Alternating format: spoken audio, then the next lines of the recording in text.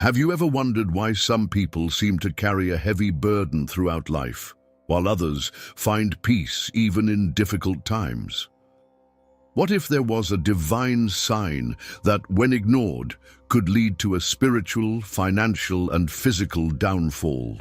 Today, we're going to explore a profound teaching that Pope John Paul II revealed about a warning sign from above that many of us miss in our daily lives.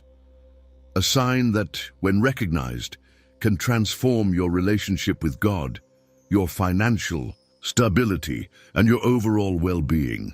In today's video, we'll discover this divine sign that Pope John Paul II emphasized throughout his papacy and why ignoring it might bring consequences to different areas of your life. This teaching has changed countless lives, bringing clarity to those who felt lost and restoring balance to those who were struggling. If this is your first time here, I'd love to know where you're watching from. Please take a moment to subscribe to our channel and turn on notifications so you don't miss our weekly messages of faith and wisdom.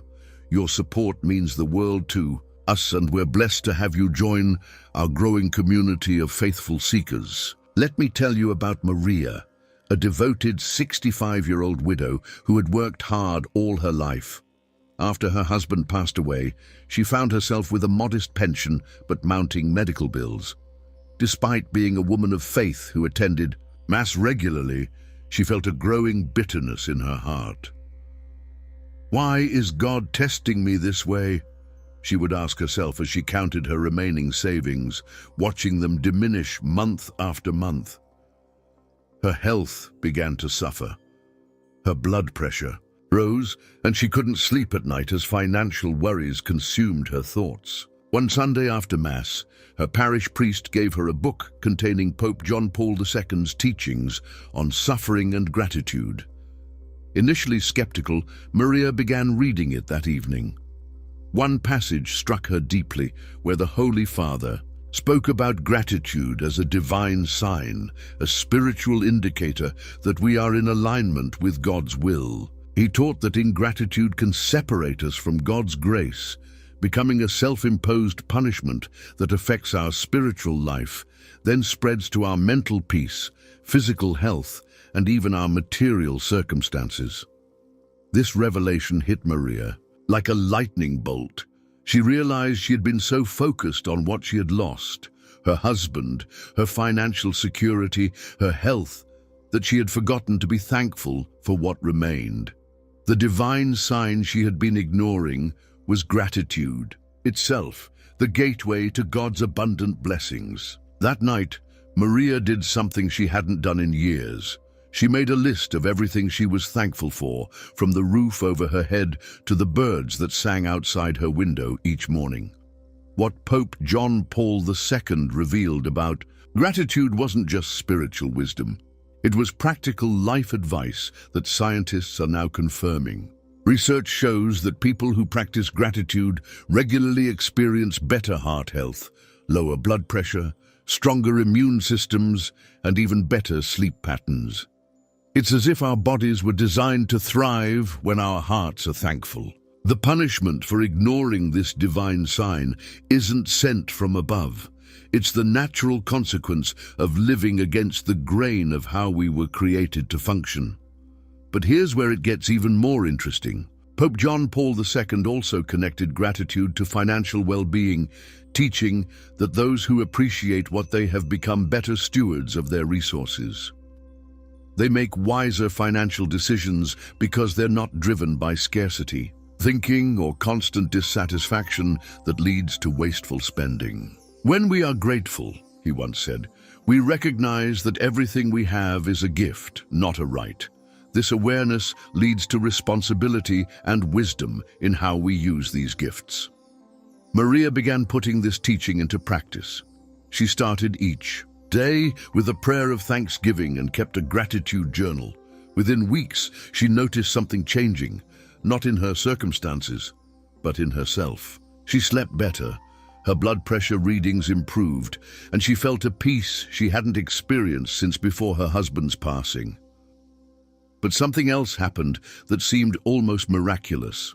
With her renewed perspective, She reviewed her finances with clarity instead of fear. She discovered assistance programs she qualified for that helped with her medical expenses. A neighbor who needed companionship offered to share meals, reducing her grocery costs. Her parish connected her with a financial advisor who volunteered his services to help seniors. 6 months later, Maria wasn't just surviving, she was thriving. Her modest income now covered her needs because she had learned to see abundance where before she saw only lack. The divine sign was there all along, she told her prayer group, but I was too focused on what was missing to see it. Pope John Paul II understood something profound about human nature, that we often bring suffering upon ourselves by ignoring the spiritual laws that govern our existence. Gratitude isn't just a nice sentiment. It's a fundamental orientation toward life that affects everything from our communion with God to our physical health and financial stability. When we ignore this divine sign, we essentially cut ourselves off from the flow of blessings. This teaching becomes even more powerful when we consider the Holy Father's own life. Despite experiencing immense physical suffering in his later years, he radiated gratitude and joy. His doctors were often amazed at his resilience, which seemed to defy medical explanation. Yet those close to him knew his secret. He practiced what he preached, beginning and ending each day with thanksgiving even for his difficulties. Suffering, he wrote, is almost always an invitation to gratitude, not for the pain itself, but for the opportunity it presents to grow closer to Christ. This perspective transforms how we view life's challenges. Instead of seeing problems as punishments, we can recognize them as opportunities for deepening our faith and developing virtues that might otherwise remain dormant. But what happens when we ignore this divine sign? Pope John Paul II warned that ingratitude leads to a hardening of the heart, which creates a cascade of negative consequences. Spiritually, we become disconnected from God's grace. Emotionally, we spiral into negativity and resentment. Physically, stress hormones flood our bodies, compromising our health. And financially, we make decisions from a place of fear and scarcity, rather than wisdom and stewardship. The good news is that this punishment can be avoided at any moment. The instant we recognize gratitude as the divine sign it is and begin to realign our hearts, the healing begins. This is the message that transformed Maria's life, and it can transform yours too. The question becomes, what divine signs might you be overlooking in your own life? What blessings remain uncounted? What abundance exists that your eyes of complaint cannot see? Let's take a moment to consider how this teaching applies to our daily choices. When was the last time you paused to really give thanks? Not just in a hurried prayer before meals, but in a deep, intentional way that recognizes God's hand in every aspect of your life. This practice isn't just spiritual, it's practical. Wisdom that affects your brain chemistry, your stress levels, and even your financial decisions. Studies show that grateful people are more likely to save money, less likely to make impulsive purchases, and better equipped to weather financial challenges. They tend to focus on long-term financial health rather than short-term gratification. Pope John Paul II's teaching aligns perfectly with these findings, suggesting that spiritual wisdom and practical living are not separate realms, but deeply interconnected aspects of a well-lived life. As we explore this divine sign further, let's consider the story of Thomas, a successful businessman in his early 50s. On paper, Thomas had everything: a thriving company, a beautiful home, investments that continued to grow. But inside, he felt empty. Despite his Catholic upbringing, he had drifted from his faith, seeing church as something for Sundays only, if he went at all. His work consumed him, leaving little time for family or self-care. He ate meals at his desk, slept poorly, and suffered from chronic stress that manifested as persistent headaches and digestive issues. Thomas's wake-up call came in the form of a minor heart attack, a warning, as his doctor called it. Forced to slow down during recovery, he found himself reading a collection of Pope John Paul II's writings that his sister had given him years before. One passage stopped him in his tracks. When work becomes an idol that separates us from God and family, it ceases to be a blessing and becomes a burden. Gratitude for the gift of work includes respecting its proper place in our lives.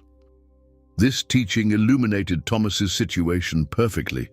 He had been treating his work as the source of his security and identity rather than as a gift from God, to be used in service to others. In doing so, he had ignored the divine sign of proper stewardship, the recognition that all we have, including our talents and abilities, are gifts to be managed, not possessions to be hoarded. Pope John Paul II often spoke about what he called the spirituality of stewardship, explaining that our relationship with material goods reveals much about our relationship with God. A person who is ungrateful for material blessings, he said, will likely be ungrateful for spiritual ones as well. And in this ingratitude lies the seed of our own suffering. For Thomas, this insight was transformative. He realized that his financial success, which he had attributed solely to his own efforts, was actually built on foundations he hadn't created. His God-given talents, the education his parents had sacrificed to provide, the employees whose hard work sustained his company, and the community that supported his business. He had been taking credit for what were, in fact, blessings. With this new understanding, Thomas began restructuring both his business and his life. He implemented policies that allowed his employees better work-life balance. He established a foundation that directed a percentage of profits to community needs. Most importantly, he set boundaries around his own work hours, making time for prayer, family, and proper self-care. The results were remarkable.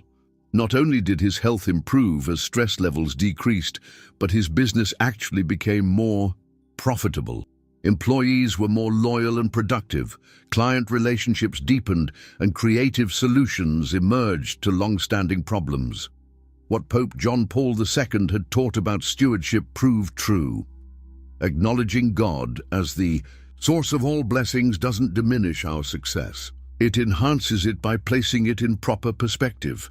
The punishment for ignoring the divine sign of stewardship, Thomas later reflected, wasn't sent by God. It was the natural consequence of living out of alignment with truth. My heart attack wasn't God's punishment. It was my body's response to the punishment I was inflicting on myself by ignoring the divine order of priorities. Pope John Paul II's teachings on divine signs weren't limited to individuals. He frequently addressed how societies suffer when they collectively ignore these spiritual indicators. A society that measures success solely by economic metrics, he warned, will eventually find itself spiritually impoverished regardless of its material wealth. We can see this playing out in many affluent nations where rates of depression, anxiety, and loneliness continue to rise despite increasing GDP. This brings us to another divine sign that Pope John Paul II emphasized: the Sabbath. The rhythm of rest and work reflects the very nature of God's creation, he taught. When we ignore this rhythm, we set ourselves against the natural order. Modern science confirms this wisdom, showing that people who take regular time for rest and spiritual renewal are healthier, more productive, and make better financial decisions than those who work without cessation. Maria and Thomas both learned to recognize these divine signs, but they represent two different aspects of the same spiritual truth. Maria needed to cultivate gratitude to see the abundance already present in her life. Thomas needed to practice proper stewardship to prevent his blessings from becoming burdens. In both cases, the punishment for ignoring these signs wasn't divine retribution, but the natural consequence of living against the grain of spiritual reality. What might this mean for you? Perhaps you're facing financial challenges that seem insurmountable. Could it be that, like Maria, you need to shift your focus from what's lacking to what's present? Or maybe, like Thomas, you've achieved financial success, but at the cost of your health and relationships. The divine sign you might be ignoring could be the need for proper stewardship and balance. Pope John Paul II often reminded the faithful that God's commandments aren't arbitrary rules, but loving guidelines designed for our flourishing. When he spoke about divine signs, he wasn't threatening punishment, but offering wisdom that could help us avoid self-inflicted suffering. God's will for us is not our restriction, he said, but our liberation. This understanding transforms how we approach our spiritual lives, our health practices, and our financial decisions. Rather than seeing these as separate compartments, we begin to recognize them as interconnected aspects of a life lived in harmony with divine wisdom. The person who prays with gratitude is more likely to care for their health, recognizing their body as a gift. The one who sees their resources as blessings to be shared is less likely to fall into the trap of consumerism that drains both wallet and spirit. Anna, a retired teacher in her 70s, put it beautifully when she said, "Understanding Pope John Paul II's teaching about divine signs changed everything for me. I stopped seeing my pension as too small and started seeing it as exactly what God knew I would need." With that shift in perspective, I found creative ways to live well within my means. My health improved because I wasn't constantly worried, and my relationship with God deepened because I was finally trusting Him instead of just saying I did. This is perhaps the most profound insight from Pope John Paul II's teaching about divine signs, that our response to them reveals not just what we believe about God, but what we believe about ourselves and our place in the world. Do we see ourselves as victims of circumstance, or as beloved children of God who can trust in His provision? Do we view our resources as insufficient, or as gifts to be managed with wisdom and shared with generosity? The answers to these questions determine not just our spiritual well-being, but our physical and financial health as well. When we ignore the divine sign of gratitude, we imprison ourselves in discontent. When we ignore the divine sign of stewardship, we become slaves to our possessions rather than their masters. When we ignore the divine sign of Sabbath rest, we exhaust the very resources, physical, emotional, and spiritual, that we need to thrive. Pope John Paul II's wisdom on these matters stems from a profound understanding of human nature and divine design. He knew that we are integrated beings, that what affects our spirits affects our bodies, and what affects our relationship with material goods affects our relationship with God. This is why his teachings continue to resonate, even with those who may not share his faith tradition. They speak to universal truths about human flourishing. Consider how you might begin to pay attention to these divine signs in your own life. Perhaps it starts with a simple gratitude practice, naming 3 blessings each morning before your feet hit the floor. Or maybe it involves reviewing your financial habits to ensure they align with your deepest values. It could mean establishing a true Sabbath in your week, a time set apart not just from work, but for renewal of spirit, mind, and body. These practices aren't just religious rituals, they're practical tools for living a life of meaning and purpose. They help us avoid the punishment of living against the grain of how we were designed to function. In this sense, Pope John Paul II's teaching about divine signs is profoundly compassionate. He wanted us to avoid unnecessary suffering by recognizing the signposts God has placed along our journey. As we continue to explore his wisdom, let's remember that these divine signs are not meant to instill fear, but to invite us into a more abundant life. They are not threats, but promises. Promises that when we live in harmony with spiritual truth, We experience its benefits in every aspect of our existence. One particularly moving example comes from Pope John Paul II's own experience with forgiveness. After surviving an assassination attempt in 1981, he visited his would-be assassin in prison, extending forgiveness in a gesture that stunned the world. Later, he explained that forgiveness is another divine sign, one that, when ignored, becomes its own punishment through the poison of resentment that damages health, relationships, and spiritual well-being.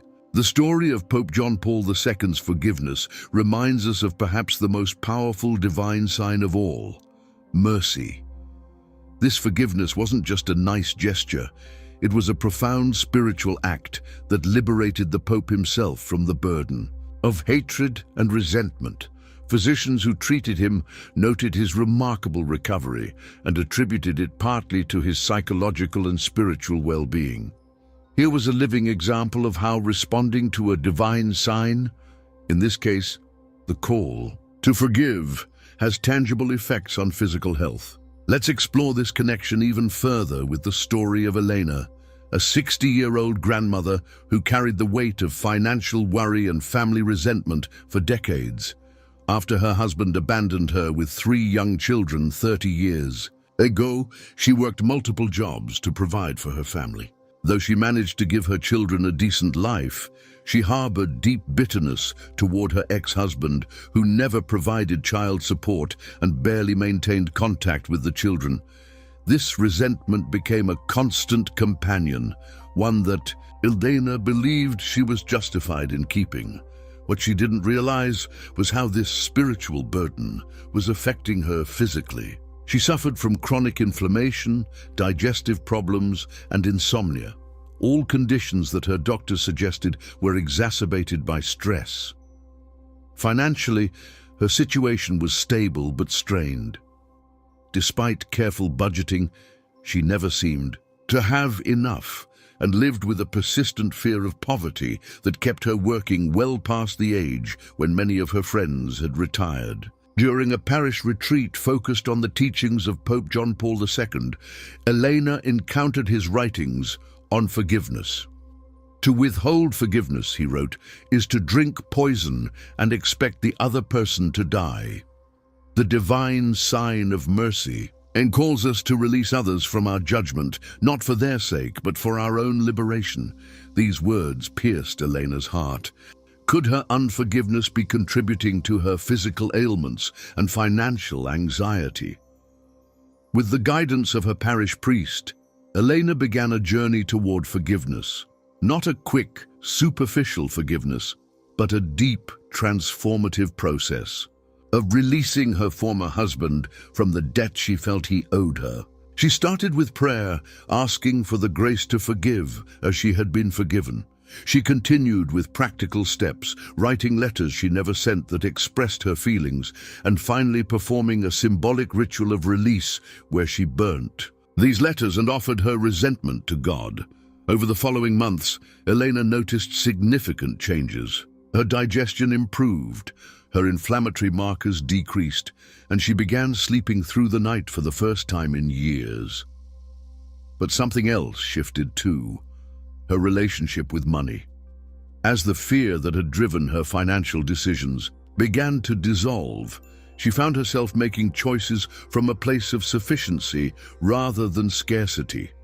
She even discovered creative ways to supplement her income that aligned with her passions rather than draining her energy. Pope John Paul II often connected spiritual health with physical and material well-being, not in the shallow sense promoted by some prosperity preachers, but in the profound understanding that our entire being operates as an integrated whole. The body, he taught, often bears the weight of the soul's burdens. And when we respond to divine signs such as forgiveness, we lighten this load and create space for healing. Modern medicine is increasingly confirming this wisdom. Studies show that forgiveness is associated with lower blood pressure, reduced stress hormones, improved immune function, and even better cardiovascular health. From a financial perspective, people who practice forgiveness tend to make more clear-headed financial decisions, avoiding the impulsive spending that often accompanies emotional distress. This integration of spiritual practice, physical health, and financial well-being exemplifies Pope John Paul II's holistic vision of human flourishing. He understood that we cannot compartmentalize our lives, that how we respond to divine signs affects every dimension of our existence. The punishment for ignoring these signs isn't a lightning bolt from heaven, but the natural deterioration that occurs when we live fragmented lives. Consider the divine sign of community and relationship. Pope John Paul II frequently emphasized that we are made for communion with God and one another. Isolation, he warned, is not just a social problem but a spiritual danger. Science now confirms that loneliness is as damaging to physical health as smoking 15 cigarettes a day and increases the risk of premature death by 26%. Financially, people with strong social networks are more resilient during economic downturns, more likely to find employment through connections, and better able to access resources during times of need. George, a 72-year-old widower, discovered this truth after his wife of 45 years passed away.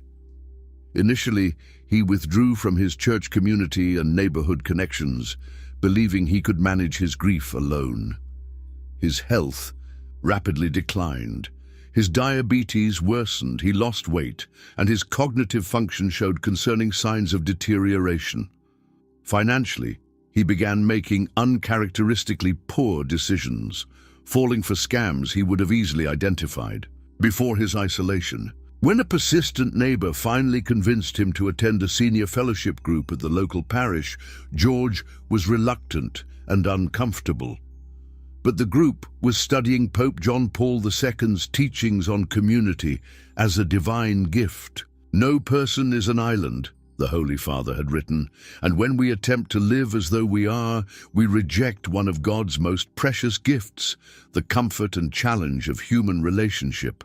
Slowly, George allowed himself to be reintegrated into community life. He joined a widowers' support group, volunteered at the parish food pantry, and eventually agreed to weekly dinners with different families from the church. The transformation was remarkable. His health stabilized, his spirits lifted, and with the gentle guidance of a financial advisor from his parish, he regained his confidence in managing his resources. "I didn't realize I was ignoring a divine sign," George later shared with the group. "I thought independence was strength, but Pope John Paul II was right. We're designed for interdependence. Trying to stand completely alone is like trying to be a tree without roots." This interconnection between spiritual wisdom, physical health, and financial stability is perhaps most apparent in Pope John Paul II's teachings on simplicity and materialism. He frequently warned against what he called the danger of having much but being little. And materialism, he taught, is not just a spiritual problem, but a practical one that affects our well-being in tangible ways. "When possessions possess us," he said during a homily in America, "we lose not only our spiritual freedom, but our capacity for joy." Research now shows that beyond a modest level of comfort, additional material goods do not increase happiness and often create new stresses: maintenance costs, insurance needs, security concerns, and the constant pressure to upgrade. Financially, the pursuit of material status often leads to debt that becomes its own form of bondage. Rosalinda and Marco, a couple in their 60s, experienced this reality firsthand. After decades of pursuing the American dream, bigger house, newer cars, luxury vacations, they found themselves approaching retirement with impressive possessions but insufficient savings. Worse, they felt spiritually empty and physically exhausted from maintaining the lifestyle they thought would bring fulfillment. Their turning point came during a parish mission where the priest shared Pope John Paul II's teaching on simplicity. True wealth is not measured by what we have, but by what we can live without. This divine sign, the call to simplicity, spoke directly to their situation. Over the next 2 years, they methodically downsized their life, selling their oversized home for a comfortable but modest condominium, trading luxury cars for reliable transportation, and redirecting their resources toward experiences that nurtured their spirits rather than filled their closets. The results transformed their retirement prospects. Freed from excessive overhead costs, they found their reduced income more than adequate. Their stress levels dropped, impacting everything from their blood pressure to their sleep quality. Most significantly, they discovered a new dimension to their faith as they practiced detachment from material goods and attachment to eternal values. The punishment we were experiencing wasn't from God, Rosalinda reflected.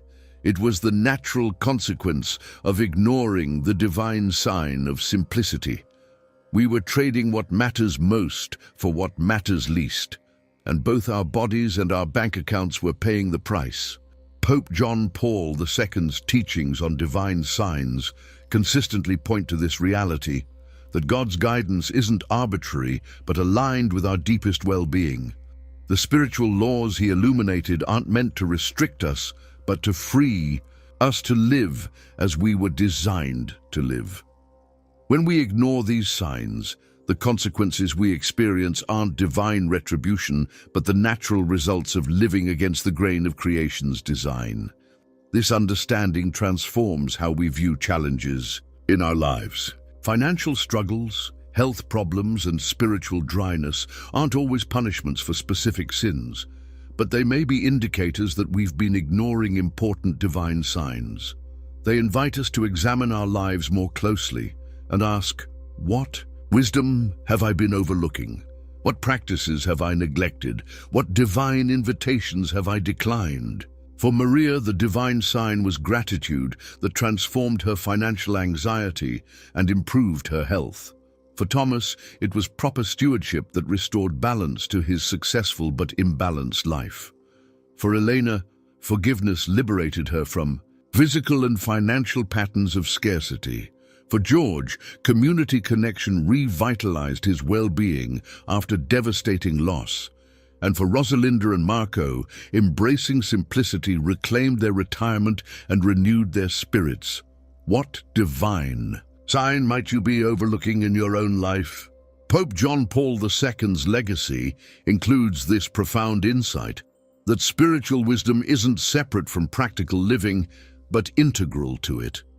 His teachings weren't just about preparing for heaven, but about living abundantly here and now. The divine signs he illuminated aren't just religious concepts, but practical guideposts for human flourishing in every dimension: spiritual, physical, and yes, even financial. As we conclude this exploration, I invite you to take a moment for reflection. What divine sign might be waiting for your attention? Is it gratitude that could transform your perspective, forgiveness that could liberate your health, community that could strengthen your resilience, simplicity that could restore your freedom, stewardship that could align your resources with your values, or another sign altogether that speaks to your unique situation? The beauty of Pope John Paul II's teaching is that it offers not condemnation, but invitation. The punishment that may reach those who ignore divine signs isn't God's vengeance, but the natural consequence of missing the wisdom that could lead to our flourishing. And the good news is that at any moment we can begin to pay attention, to respond, to align ourselves with these spiritual truths. I'd love to hear your thoughts on this message. Has a divine sign ever transformed your life? What practices help you stay attentive to spiritual wisdom? Share your experience in the comments below. And if this message spoke to you, please consider sharing it with someone who might benefit from hearing it. Remember the words Pope John Paul II spoke during his first homily as Pope: "Be not afraid." This applies not just to external challenges, but to the journey of spiritual growth itself. Responding to divine signs may require us to change comfortable patterns or release familiar burdens, but the freedom and flourishing that await us are worth every step of the journey. Until next time, may you recognize the divine signs that surround you, and may you find the courage to respond with an open heart. God bless you abundantly in your spiritual journey, your health, and yes, even in your finances. For when all these dimensions of life are integrated in divine wisdom, we truly experience the abundant life we were created to enjoy. Thank you for joining me today. I look forward to continuing our exploration of Pope John Paul II's transformative teachings in our next video. Until then, peace be with you. And as Pope John Paul II himself often said, entrust your entire life with its joys and sorrows, its successes and failures, its moments of pride and its moments of shame, to the loving and compassionate heart of Christ. When we learn this sacred trust, we discover the secret to life itself, that letting go is how we truly receive, and surrendering is how we truly conquer. May that wisdom guide your steps in the days ahead, bringing light to every area of your life and helping you respond to the divine signs that point toward your true flourishing. Go in peace, carrying this message not just in your mind, but in your heart and in your daily choices. And remember, the greatest sign of all is love, which when embraced, transforms everything it touches.